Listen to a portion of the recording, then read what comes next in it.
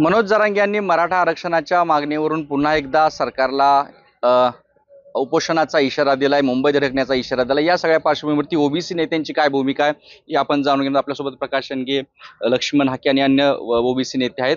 जरांगेंची कालची भूमिका जी आहे, उपोषणाला बसू, पुन्हा एकदा सरकारला धारेवर धरू, मुंबईत जाऊ, तीच मागणी, तेच आंदोलन जरांगे करताना दिसतात। आता नेमकी तुमची ओबीसी नेते म्हणून काय भूमिका आणि सरकारला काय मागणी? पहा, जरांगेंची मागणी आहे की कुठल्याही परिस्थितीत आम्ही ओबीसीतलंच आरक्षण घेणार मराठा समाजाचं, आणि ते नाही दिली तर कुणाला सुट्टी देणार नाही। सरकारचे आमचे 288 पाडणार, नाव घेऊन पाडणार, ह्याला शिव्या घाल, त्याला शिव्या घाल, ही जरी असेल तर आमचं म्हणणं मात्र एकच आहे की कुठल्याही सरकारने आम्हाला शब्द दिलेला आहे की आम्ही ओबीसी आरक्षणात धक्का लागणार नाही। सगळ्या पक्षाच्या नेत्यांनी दिले, उद्धवजींनी दिलं, पवारसाहेबांनी दिलं, अजितदादांनी दिलं, अशोक चव्हाण सगळ्यांनी दिलेलं आहे। मग त्या आरक्षणाला धक्का जो आहे, धक्का लागता कामा नये, त्यांचा शब्द त्यांनी पाळला पाहिजे। एकीकडे जरांगे सांगतात की 80% आम्ही कुणबी दाखले करून घुसवले सुद्धा, आता 20% सगळ्या सोयऱ्याचा JR काढून आम्ही 20% घुसवणार आहोत। ह्याला आमचा स्पष्टपणे विरोध आहे।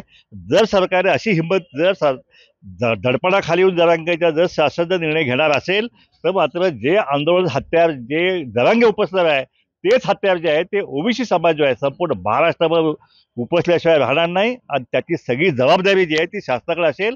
शासनाने त्यांचा दिलेला शब्द पाळावा। जर शासनाने त्यांचा शब्द नाही पाळला तर जरांगे म्हणतात की ते पाडणार।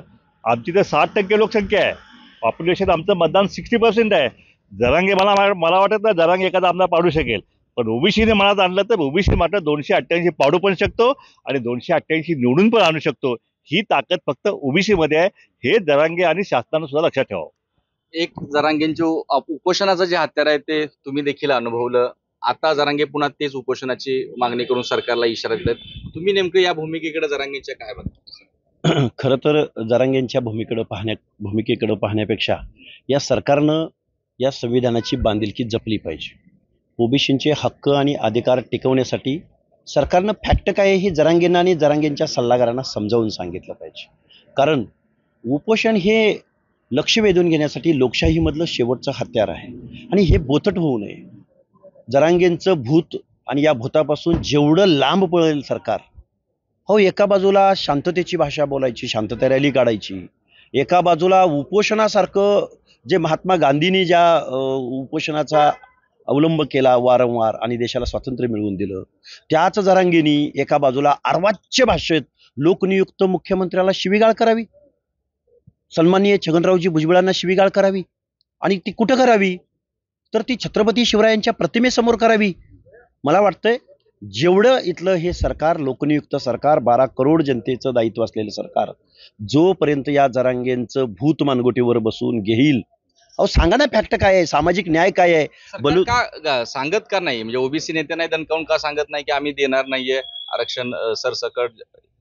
हे बघा, सरकार एकतर सरकारलाच कळलेलं नाही, सरकारच संभ्रमावस्थेत आहे। एका बाजूला कुणब्यांच्या नोंदी करते आणि दुसऱ्या बाजूला म्हणते आम्ही ओबीसीच्या आरक्षणाला धक्का लागू देत नाहीत। कसा लागत नाही सांगा बरं मुख्यमंत्री महोदय, तुमचे अटर्नी जनरल त्यांना बोलवा बरं। कसं ओबीसीचं आरक्षण आज संपलं नाही ते तुम्ही सांगा।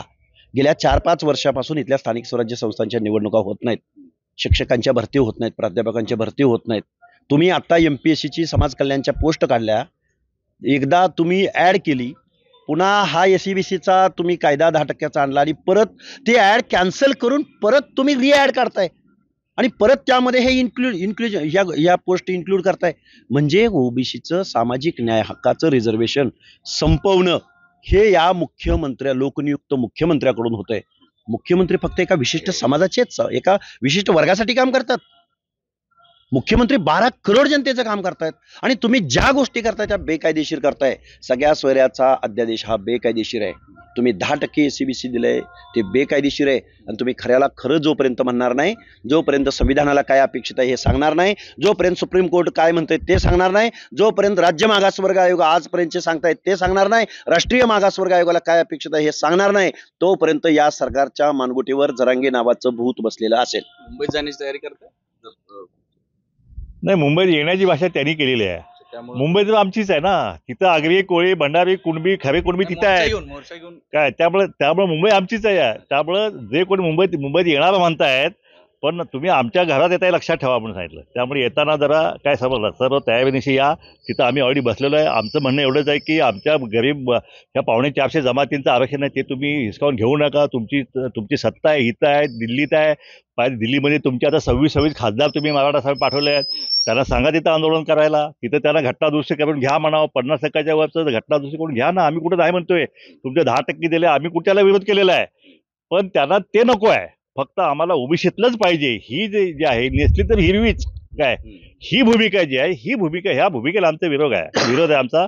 आणि हा विरोध जोपर्यंत हे महाराष्ट्र शासन जे आहे 100% जोपर्यंत असं जरांगेला सांगत नाही की आम्ही सरसकट मराठा समाजाला कुणबी दाखले देऊ शकत नाही, सगळ्या सोयीचा जे आम्ही देऊ शकत नाही, हे सरकार जोपर्यंत सांगत नाही स्पष्टपणे, तोपर्यंत सरकारची जी संभ्रमावस्था जी आहे सरकारवरती आमचा रोष हा कायमच आहे. सरकारनं अशी हिंमत करू नये. जर अशी हिंमत सरकारने केली तर सरकारला हे खूप महागात पडेल. रस्त्यावरची लढाई आम्ही सुरू केलेली आहे. न्यायालयीन लढाई सुद्धा आम्ही सुरू केलेली आहे. त्याचप्रमाणे आता येणाऱ्या विधानसभेमध्ये आम्ही राजकीय लढाई सुद्धा जी आहे ती सुद्धा आम्ही सुरू करत आहे. आता ओबीसीचा पक्षच आम्ही स्थापन केला आहे. त्यामुळे कुणाच्या दारात तिकीट सुद्धा मागायला ह्या धनगरांच्या पोरांना किंवा रामोशा वडरांच्या जायची आवश्यकता नाही. तिकिटांची फॅक्टरी आम्ही काढलेली आहे. राजकीय लढाई सुद्धा लढण्याचं जे मूळ हे आहे ते सुद्धा आम्ही तयारी केलेली आहे. तर ही जी ओबीसी नेत्यांची जी विरोधी भूमिका आहे एकूण सरकारविरोधात आणि मनोज जरांगेंच्या भूमिकेविरोधात, ती देखील आता या जरांगेंच्या मागणीनंतर अधिकच आक्रमक होताना दिसून येत आहे. कॅमेरा पर्सन योगेश सोबत कुलदीप माने, एबीपी माझा, सांगली. एबीपी माझा, उघडा डोळे बघा नीट.